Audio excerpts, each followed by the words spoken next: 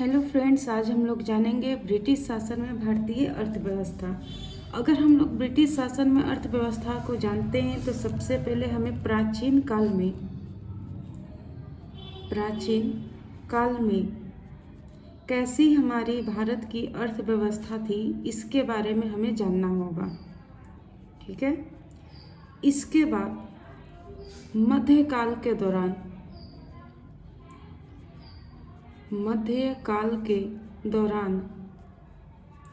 भारत की अर्थव्यवस्था कैसी थी इसे भी हमें जानना होगा।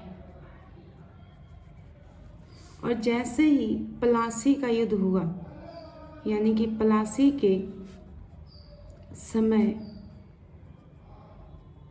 जब युद्ध हुआ था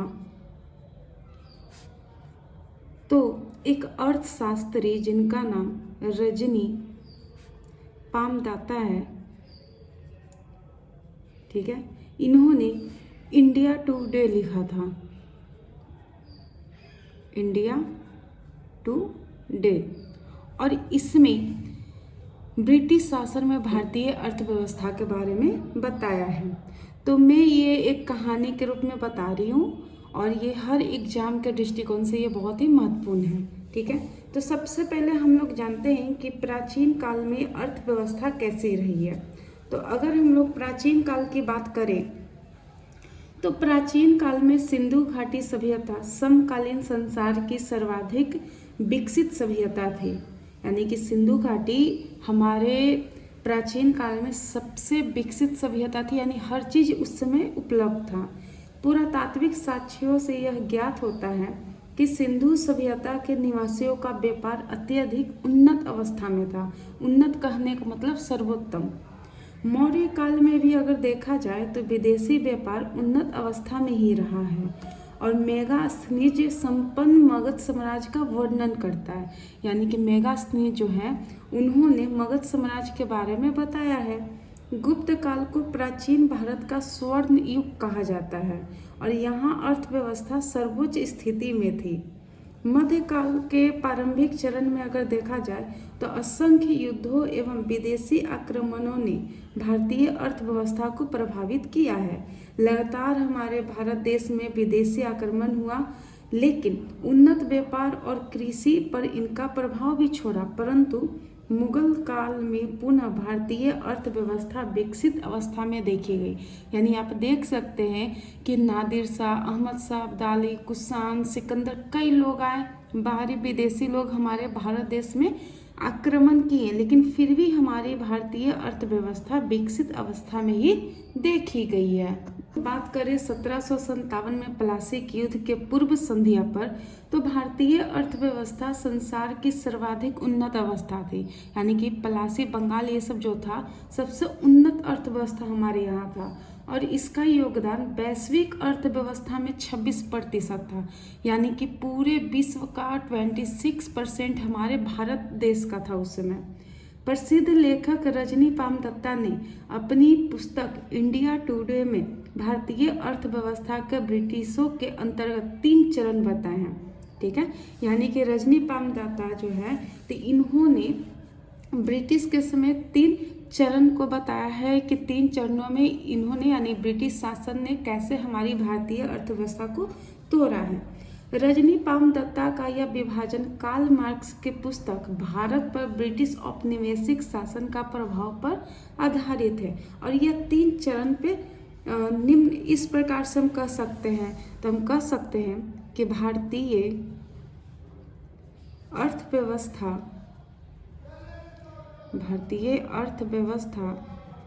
के 3 चरण हैं। भारतीय अर्थव्यवस्था के कितने चरण हैं? 3 चरण। ठीक है।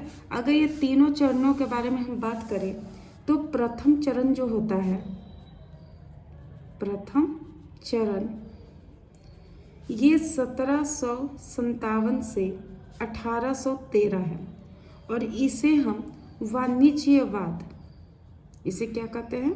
वाणिज्यवाद। ठीक है, या कॉमर्शलिज्म भी कहते हैं।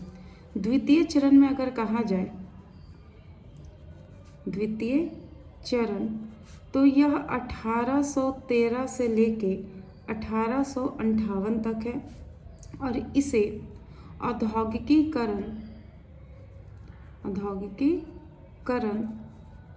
या मुक्त व्यापार कहते हैं, ठीक है। इसके बाद पाम दत्ता जो है, रजनी पाम दत्ता ने, इन्होंने तीसरा चरण भी बताया है, तीसरा चरण, और इस चरण को 1858 से लेके 1947 तक बताया गया है, जिसे पूंजीवाद कहा जाता है, तो इन तीनों चरणों को हम लोग समझेंगे और जानने का कोशिश करेंगे कि कैसे ब्रिटिश शासन में हमारी भारतीय अर्थव्यवस्था जीरो हो गई थी और कैसे आज हमने उस अर्थव्यवस्था को आज इतना आगे किया है, ठीक है। तो सबसे पहले हम लोग बात करते हैं प्रथम चरण के बारे में। प्रथम चरण, तो अगर हम लोग प्रथम चरण का बात करें तो यह 1757 से लेके 1813 तक रहा है। इसमें अगर कहा जाए तो यह प्लासी के युद्ध के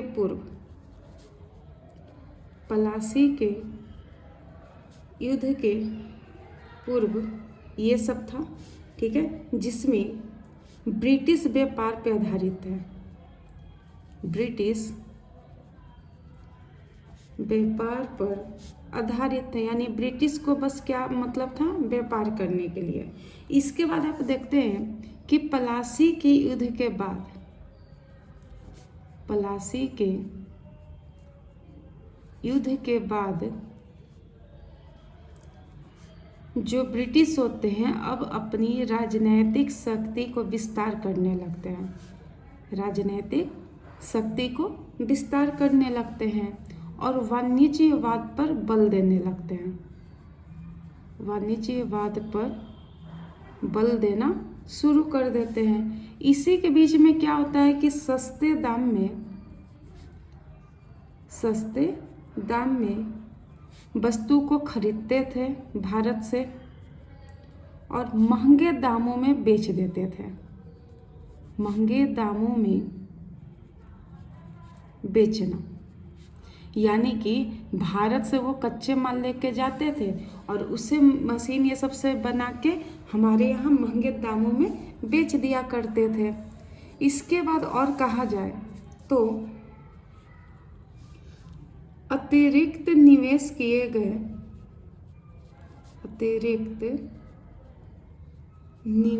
किए बिना ही राजस्व को इंग्लैंड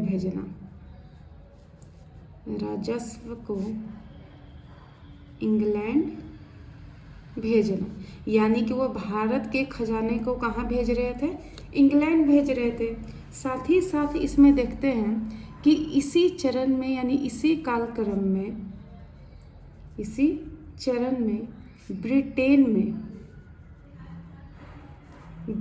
में औद्योगिक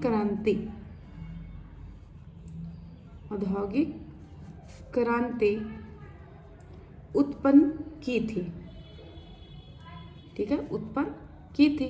यानी कि हमारे यहाँ भारत देश गुलाम था और उस समय ब्रिटेन में क्या हो गया, औद्योगिक क्रांति भी शुरू हो गया था। साथ ही साथ कहा जाए तो बंगाल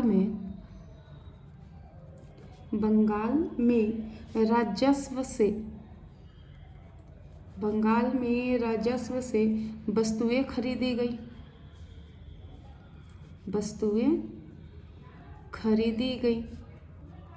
साथ ही साथ क्या होता है कि बंगाल में वित्तीय संकट, यानी कि फाइनेंशियल प्रॉब्लम जिसे कहते हैं, वित्तीय संकट उत्पन्न हुआ था। क्यों उत्पन्न हुआ था? क्योंकि रॉबर्ट क्लाइव ने यहाँ पे क्या लगा दिया था, द्वैत शासन लागू कर दिया था। कह सकते हैं कि प्लासी के युद्ध के पूर्व ब्रिटिश भारत में केवल व्यापारिक शक्ति थे, परंतु प्लासी के युद्ध के पश्चात वे भारत में राजनैतिक शक्ति के रूप में उभरे और 1757 से 1813 के मध्य ब्रिटिश अर्थव्यवस्था का प्रथम चरण क्रियान्वित किया गया और इसी चरण के अंतर्गत ब्रिटिशों ने वाणिज्यवाद पे बल दिया और इस चरण के अंतर्गत ब्रिटिशों ने भारत से सस्ते दामों पर तैयार माल खरीदकर भारी मुनाफे के साथ यूरोपीय बाजारों में बेचा गया। अब 1764 के आसपास देखिएगा तो भारतीय राजस्व से ही तैयार माल खरीदा और यूरोपीय बाजार को बेच दिया। ठीक है, और इसी चरण में अतिरिक्त निवेश किए बिना ही ब्रिटेन को भारी लाभ प्राप्त हुआ था। कब? 1746 और इसी चरण में, जिससे कि ब्रिटेन लगातार अमीर होते गए और भारत गरीब होते चला गया और बंगाल में इससे वित्तीय संकट उत्पन्न हो गया। ठीक है, और इसी दौरान में हम लोग देखते हैं कि ब्रिटेन में, ठीक है, इसी प्रथम चरण के यानी इसी कालक्रम में ब्रिटेन में औद्योगिक क्रांति की शुरुआत भी होती है। इसके बाद अगर हम लोग बात करें द्वितीय चरण का, द्वितीय चरण, तो द्वितीय चरण के बारे में कहा जाए तो यह स्टार्ट होता है 1813 से लेके 1858। तो द्वितीय चरण में बात करें तो पहला आता है कि भारत का शोषण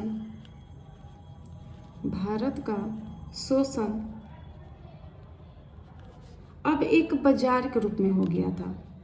भारत का शोषण एक बाजार के रूप में हो रहा था। ठीक है, यानी कि अब भारत का शोषण एक व्यापार के रूप में हो रहा है, उसको सेल किया जा रहा है और 1813 के अधिनियम से 1813 के अधिनियम से एक तरफा व्यापार की अनुमति ब्रिटिशों को प्राप्त हो गई थी। एक तरफा व्यापार की अनुमति ब्रिटिशों को मिल गया था। इसके साथ ही भारतीय बाजार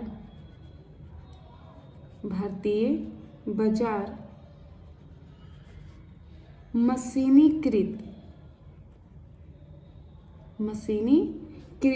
सामान से भर दिए गए। मशीनीकृत सामान से भर दिए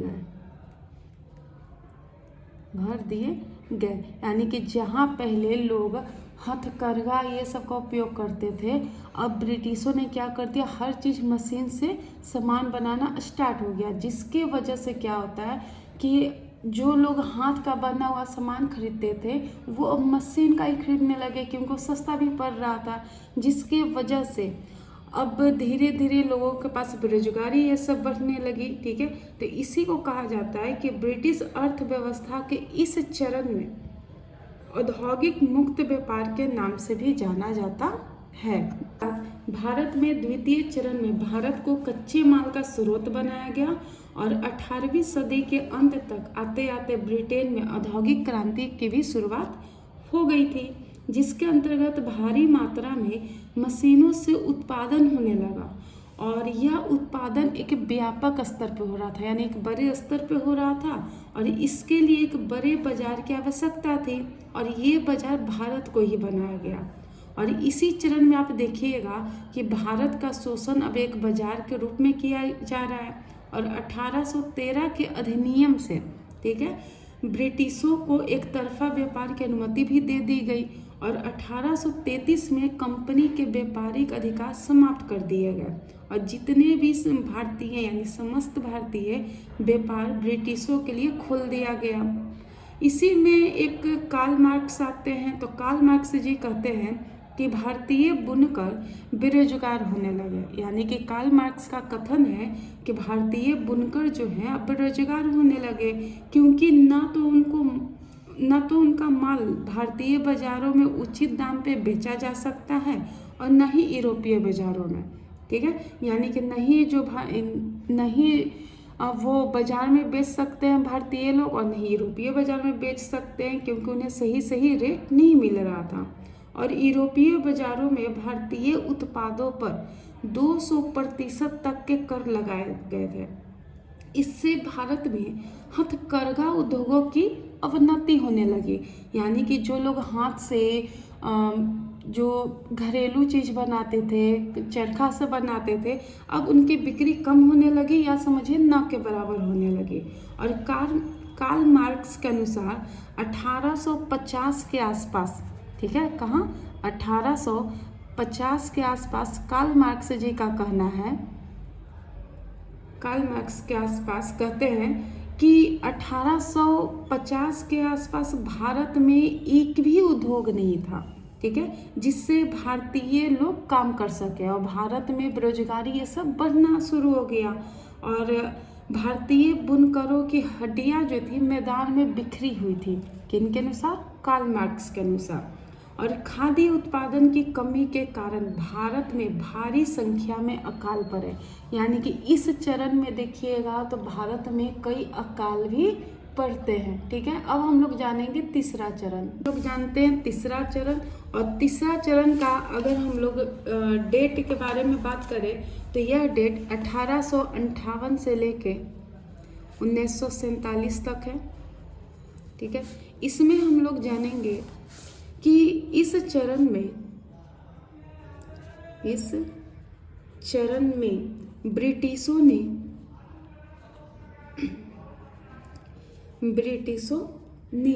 भारत में अपनी स्थिति मजबूत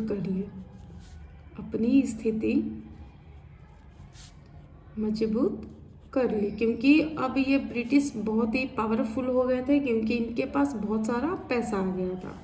इसके बाद इन्होंने वित्तीय पूंजीवाद भी अपनाया, वित्तीय पूंजीवाद। साथ ही साथ इसमें देखिएगा तो तीसरे चरण में ही, यानी 1858 से 1947 के आसपास ही इसी चरण में ब्रिटिशों ने रेलवे की शुरुआत की, ठीक है, रेलवे की शुरुआत की। और ये रेलवे का शुरुआत करने के लिए भी इनका अपना ही लोग था, ये कोई भारतीय के लिए नहीं किए थे। उसके बाद अगर देखिएगा तो ब्रिटिशों ने भारतीयों का ऋण दिया,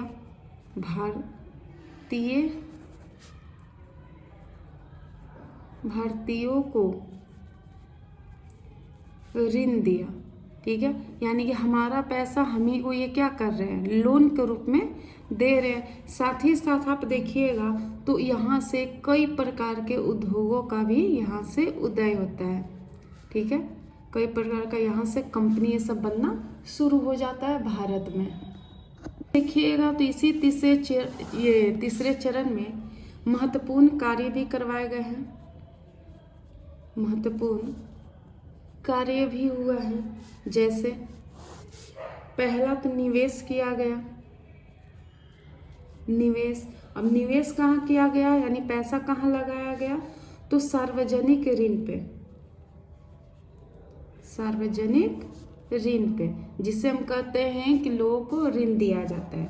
और दूसरा रेलवे पे, यानी ब्रिटिशों ने रेलवे में भी क्या किया है, पैसे को इन्वेस्ट किया। यानी कि कह सकते हैं कि ये जो रेलवे बन रहा था, ठीक है, तो इसमें जो प्रथम प्रयास किए थे, प्रथम प्रयास ये डलहौजी ने किया था।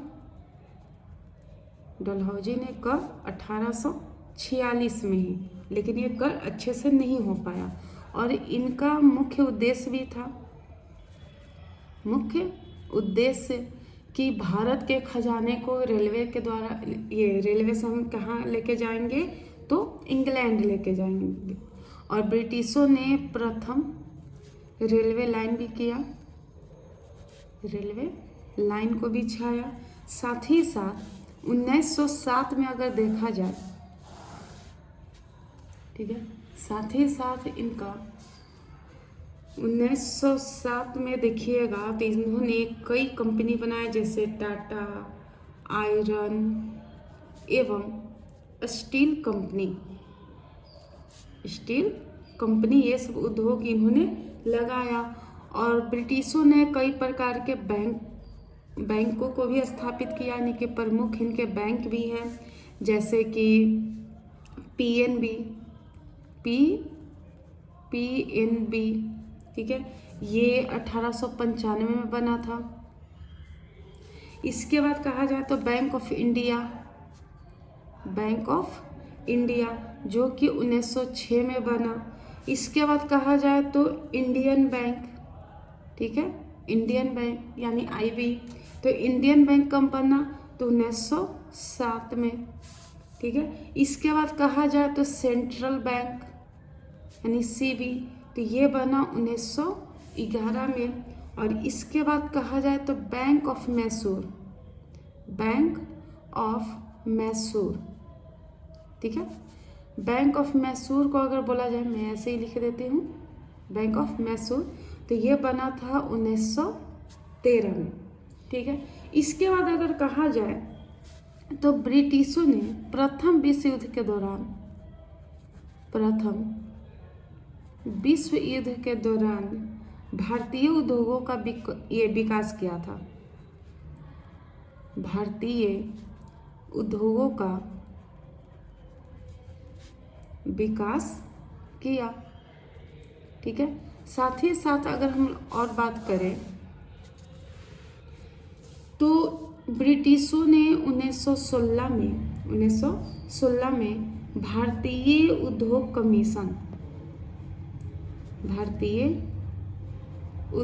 कमीशन का गठन किया और इस गठन के जनक थे थॉमस हॉलैंड,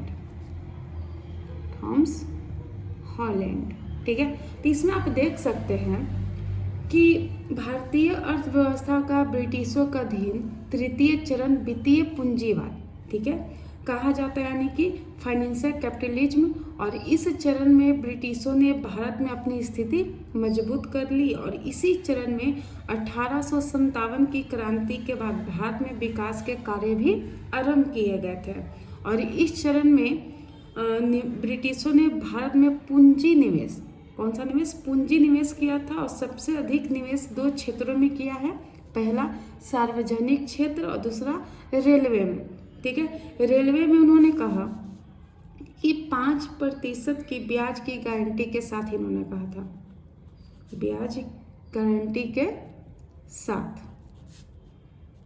रेलवे पे उन्होंने काम किया, ठीक है। और भारत में रेलवे की विकास की दिशा में पहला प्रयास अगर कहा जाए तो लॉर्ड डलहौजी के द्वारा किया गया था 1846 में। और 1853 में पहली बार, कब, 1853 में, मैं यहीं पे लिख देती हूँ, 1853 में पहली बार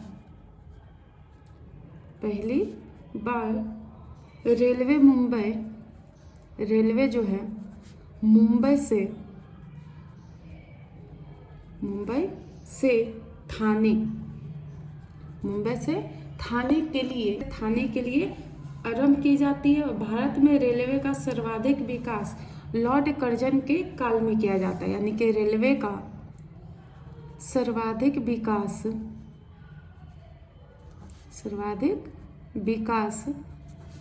लॉर्ड कर्जन के काल में होता है, लॉर्ड कर्जन के काल में होता है। और भारत में रेलवे स्थापित करने के पीछे 2 उद्देश्य थे। कितने उद्देश्य? 2 उद्देश्य। पहला था कि भारत के आंतरिक भागों से कच्चा माल सुगमता पूर्वक बंदरगाहों तक पहुंचाना, यानी कि भारत के स्टेट से क्या करना है कि जितने भी कच्चे माल हैं उन सभी को पोर्ट तक पहुंचाना था। और भारत में हो रहे विद्रोहों को तीव्र गति से दबाना, ठीक है, ताकि इंग्लैंड से अपनी सेना को भेजा जाए और भारत में जो भी विद्रोह हो रहा है उसे दबाया जाए। रेलवे के साथ ही 1853 में, ठीक है, रेलवे के साथ ही अगर देखिएगा तो 1853 में भारत में डाक एवं टेलीग्राफ का भी प्रारंभ हुआ, यानी कि 1853 में ही डाक का घर भी बनाया गया एवं टेलीग्राफ भी यहाँ पे प्रारंभ किया जाता है, ठीक है। साथ ही 1880 में, ठीक है, कब, 1880 में भारत में ब्रिटिशों के द्वारा 1880 में, ठीक है, 1880 1880 में आप देखिएगा कि ब्रिटिशों के द्वारा बैंकिंग व्यवस्था प्रारंभ कर दी गई थी, जैसे कि पीएनबी 1895 में यानी Punjab national bank, bank of India 1906 में, इंडियन बैंक 1907 में, सेंट्रल बैंक 1911 में और बैंक ऑफ मैसूर 1913 में। इसी के बीच में देखिएगा तो 1853 में डाक एवं टेलीग्राफ वाला भी बन गया था और रेलवे का भी बन गया, और 1880 में प्रमुख बैंक का व्यवस्था हो गया और प्रथम भारतीय बैंक अवध में है। ठीक है, अगर हम लोग कहें कि प्रथम भारतीय बैंक कहाँ है, तो प्रथम भारतीय बैंक अवध कमर्शियल बैंक है, अवध कमर्शियल बैंक है। और ब्रिटिशों ने भारत में सिंचाई के भी साधन शुरू किए थे, सिंचाई के भी साधन उन्होंने शुरू किया। यानी इस क्रम में आप देख सकते हैं कि भारत में प्रथम बैंक जो है अवध कमर्शियल बैंक स्थापित किया गया और कुछ अन्य बैंकों की स्थापना कुछ इस प्रकार से हुई थी। और भारत में ब्रिटिशों के द्वारा सिंचाई के साधनों को भी ये बनाया गया। और प्रथम विश्व युद्ध के दौरान अगर आप देखिएगा तो भारतीय उद्योगों को काफ़ी लाभ हुआ, क्योंकि विश्व बाजार की व्यापारिक प्रतिस्पर्धा में ये यूरोप से आगे रहे। और इनका सबसे बड़ा लाभ अगर देखा जाए तो 1907 में रहता है, जो भारत में टाटा आयरन और स्टील कंपनी को इन्होंने स्थापित किया। और 1916 में ब्रिटिश शासन के द्वारा, ठीक है, और 1916 में देखिएगा तो ब्रिटिश शासन के द्वारा, मैं यहाँ लिख देती हूँ, यहाँ लिख देती हूँ, 1916 में ब्रिटिश शासन के द्वारा भारत में एक औद्योगिक आयोग की स्थापना होती है। भारत में औद्योगिक आयोग की स्थापना होती है, आयोग की स्थापना की जाती है। और यह स्थापना थॉमस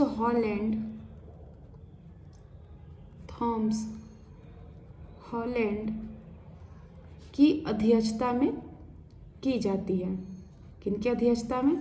थॉमस हॉलैंड की अध्यक्षता में की जाती है। यहाँ से हम लोग का ये चैप्टर कंप्लीट हो गया कि ब्रिटिश शासन काल में भारत की अर्थव्यवस्था कैसी थी। और साथ ही साथ हम लोग अगले लेक्चर में जानेंगे कि भारत में ब्रिटिशों ने कैसे कैसे व्यवस्थाएं अपनाया था कृषि ये सब के लिए। ठीक है।